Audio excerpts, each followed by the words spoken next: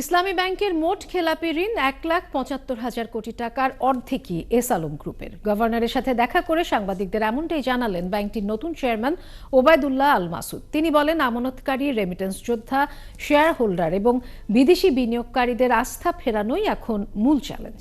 অনুপ অধিকারী তরুণ জানাচ্ছেন বিস্তারিত।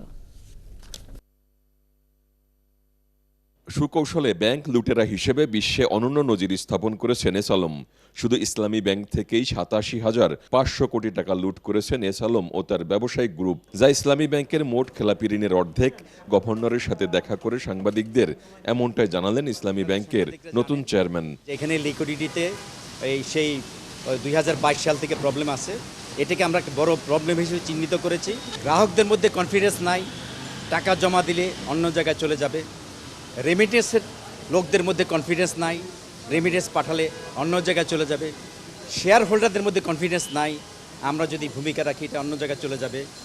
আপনি বিদেশি যারা ইনভেস্টর ছিল তাদের মধ্যেও কনফিডেন্স নাই। এতগুলি কনফিডেন্স থেকে এগুলি আমরা মেজর প্রবলেম ঠিক করেছি। 2022 সাল থেকে ইসলামী ব্যাংকে তারল্য ঘাটতি ছিল 2300 কোটি টাকা, তবে গেল 2 সপ্তাহে 300 কোটি কমানো গেছে বলেও জানান তিনি। মানি যখন মুভ করে ওটার ইকুইভ্যালেন্ট অ্যাসেট বা অন্য কিছু কিন্তু প্রকিউর করে, কিছু জিনিস বাইরে নিয়ে গেছে, এটা আমাদের নিয়ন্ত্রণ নাই। কিন্তু দেশে যে কাজটা করেছে, মানি মুভমেন্টে অ্যাসেট প্রকিউর করছে, নামে করেছে, বেনামে করেছে। তার নামটা তো আমি রেজিস্টার্ড আছি, ইজিলি পেয়ে যাচ্ছি, কিন্তু ওটা পাওয়ার জন্য যদি আমি লোক নিয়োগ করতাম অনেক সময় লাগতো।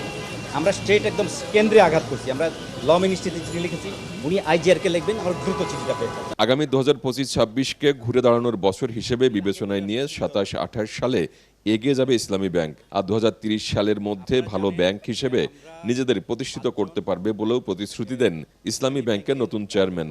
আমার কাছে মনে হয়েছে এটা যেহেতু এখানে ফান্ড ডাইভার্ট হয়ে গেছে, ফলে এটা ব্রিকের স্টেকের সলিড ব্রিক্স না, এগুলি কুমারবাড়ির হাড়ি ভিতরে ফাঁকা। এবার তো সবাই একমত, এই কারণে আমরা নিচে থেকে টান দেবো না, আমরা ধীরে ধীরে উপর থেকে হাড়িগুলি সরাই ফেলব। এই সময়টা আপনারা আমাদের অনুপ অধিকারী তরুণ, 71, ঢাকা।